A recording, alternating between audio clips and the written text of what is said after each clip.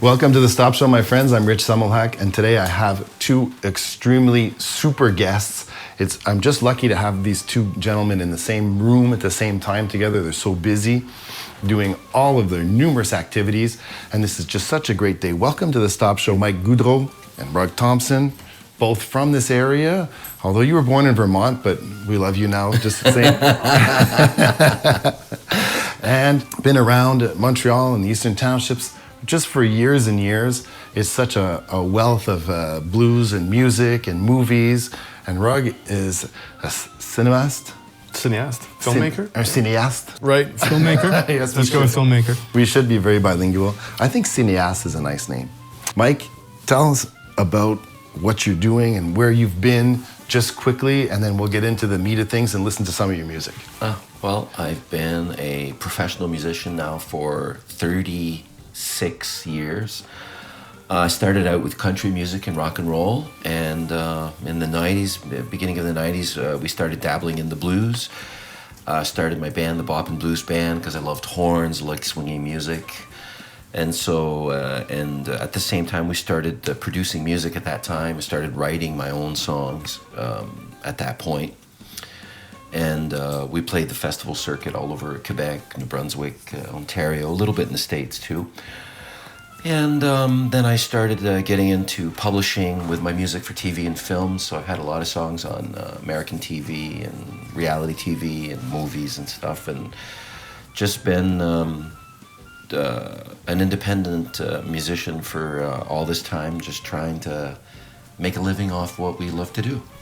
So basically, when you say professional musician now, it means that like you don't work at Tim Hortons, right? You don't have another job. No, my family had a construction business in the sawmill business, and I worked in the sawmill until I was about 22. At age 22, I decided I just wanted to be a full-time musician, so I'm 59 now, so I've been playing music Congratulations. all that time. Congratulations. But there's a lot of ups and downs, and I don't want to make it sound too glamorous. No, but you stuck to it and you did it. And what really impresses me is you said, no, I'm going to do my own thing. And I think that's where an artist gets launched. Yeah, it's a tougher way to do it for sure, because people like covers because they're songs that they know, and it's always harder to sell original music. But for me, when I started doing the TV and film licensing, having original songs was the biggest plus, because TV shows that are looking for independent music, they're not looking for covers most of the time. They're looking for original songs by often unsigned independent artists, because they can get better deals for the music, and it's a great way for an independent artist to get your music out there to a clientele that you could probably never reach otherwise. Awesome. So why don't we're going to meet you after Rugge, but I want to listen to one of those songs right now. So let's just do what song should we listen to? I think they're going to play the song "What Did I Say" that we performed at the last Stop Show.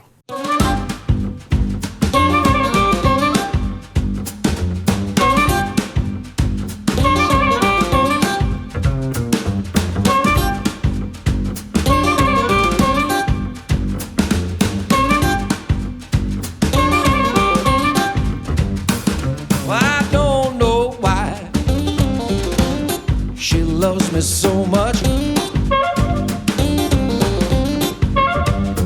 Well, I don't know why she loved me so much. What did I say?